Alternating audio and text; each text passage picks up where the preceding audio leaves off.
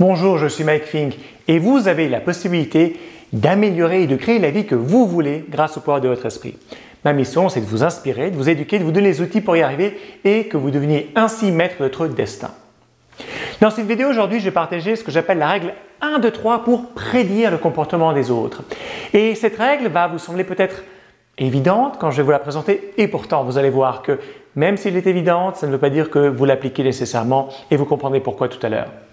Et le bénéfice de cette règle, la raison pour laquelle ça va être utile pour vous, c'est qu'elle va vous permettre de gagner du temps, de mieux prendre des décisions, de mieux faire face à la réalité et surtout de gérer votre vie de façon beaucoup plus rapide, efficace et d'éviter beaucoup d'opportunités perdues.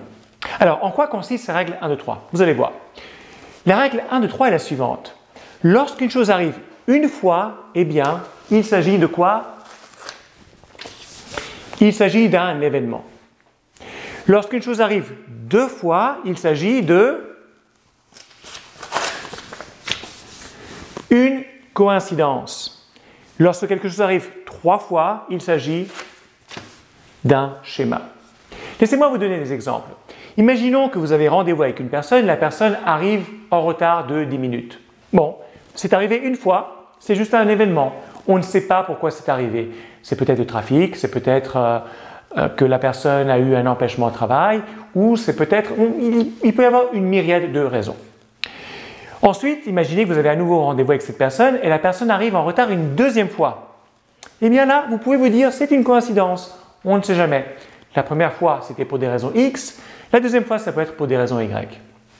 Mais si vous avez rendez-vous avec cette personne une troisième fois et que cette personne arrive à nouveau en retard une troisième fois, eh bien là, je vous invite à tirer la conclusion qu'il s'agit d'un schéma. Alors, qu'est-ce que ça veut dire un schéma? Ça veut dire que c'est la façon d'opérer habituelle de cette personne et que dorénavant, il n'a plus à se poser la question, vous pourrez vous attendre que cette personne arrive toujours en retard.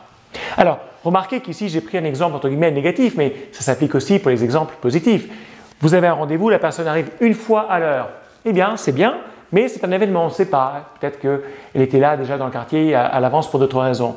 S'il arrive deux fois à l'heure, c'est une coïncidence. S'il arrive trois fois à l'heure, vous pourrez compter là-dessus parce que 99,99% des fois, par la suite, il arrivera à l'heure.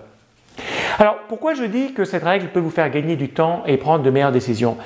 Parce que bizarrement, en tant qu'être humain, nous avons une capacité presque infinie à nier la réalité et les faits et au contraire à nous accrocher à l'espoir.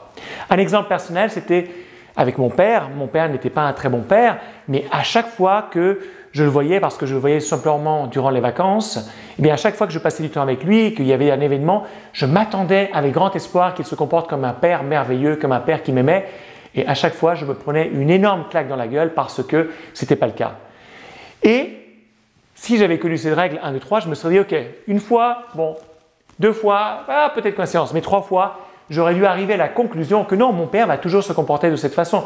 Et pourtant, ça m'a pris plus de 25 ans et des événements vraiment presque tragiques et lourds dans ma vie pour arriver à cette conclusion.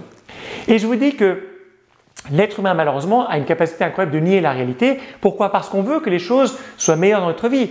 Et je vais faire une petite parenthèse, je ne suis pas un spécialiste des relations où il y a de l'abus d'un conjoint envers l'autre. Mais je pense qu'une des raisons pour lesquelles les gens qui sont dans une relation, c'est probablement pas la seule, mais une des raisons pour lesquelles il y a un des conjoints qui reste dans une relation où il y a de l'abus, que ce soit de l'abus physique ou de l'abus psychologique, c'est parce que la personne ignore complètement cette règle de 1, 2, 3.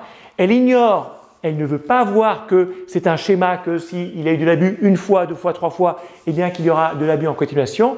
Et cette personne ne fait que traiter ce qui se passe comme un événement en disant « Ah, c'est arrivé » et elle trouve toujours des excuses pourquoi c'est arrivé. Elle traite toujours ça comme un événement au lieu de traiter ça par un schéma. Donc peut-être que cette règle 1 et 3 va vous donner cette prise de conscience et vous faire voir que c'est très invraisemblable que le comportement d'autres personnes change, qu'il s'agit vraiment d'un schéma. Donc pour revenir à un autre exemple un petit peu plus léger, ce qui est intéressant de voir, c'est que même dans le monde des affaires, les sociétés qui font du venture capital, c'est-à-dire les sociétés qui veulent investir du capital, lorsqu'elles ont des entrepreneurs qui viennent les voir en disant « j'ai besoin de fonds, de capitaux pour pouvoir mener à bien mon projet », eh bien souvent, le vrai critère pour elle, c'est de rechercher s'il y a eu du succès dans le passé pour cette personne. Et elle ne cherche pas à savoir si la personne a juste eu du succès une fois, même si c'était un méga succès, pas juste du succès 2 fois parce que ça pourrait être une coïncidence, mais si elle voit que cet entrepreneur a eu du succès 3 fois, elles savent que c'est un schéma et que c'est du solide qu'elles peuvent compter dessus. Donc voilà, c'est la règle 1, 2, 3, elle est très simple et pourtant, je vous invite à l'appliquer parce que savoir, ça ne veut pas dire qu'on l'applique et le vrai pouvoir de la connaissance, c'est l'application de cette connaissance. Donc, utilisez cette distinction, je pense que dorénavant, vous allez voir le comportement des autres de façon différente. Ça va vous faire gagner du temps parce que vous pourrez prendre des décisions par rapport aux relations que vous voulez avoir les autres beaucoup plus rapidement, même sans rentrer dans le cas extrême d'une relation où il y a de l'abus, mais simplement si vous avez une personne qui arrive toujours en retard, vous pourrez décider en connaissance de cause. Est-ce que j'ai envie de continuer à, par exemple, jouer au tennis avec cette personne en sachant qu'elle va toujours arriver en retard ou est-ce que j'ai envie de trouver notre partenaire de tennis? Donc, c'est ce que je voulais partager aujourd'hui avec vous. Ça me semble évident à moi aujourd'hui, mais ça n'était pas.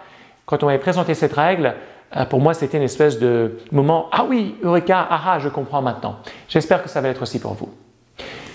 Donc voilà, c'est ce que je voulais partager avec vous aujourd'hui. Si vous avez trouvé cette vidéo intéressante et cette petite règle intéressante, partagez-la. Je suis sûr que ça peut faire du bien à d'autres personnes d'entendre ces concepts. Aimez cette vidéo, aimez la page, laissez-moi un commentaire, abonnez-vous en fonction de la plateforme et surtout cliquez en haut, en bas, en droite, à gauche, en tout cas là où se trouve la description sur cette plateforme où vous voyez la vidéo pour aller sur mon site internet et obtenir d'autres instruments, d'autres outils qui vont vous permettre de devenir maître de votre destin. Je suis Mike Fink et je vous dis à très bientôt.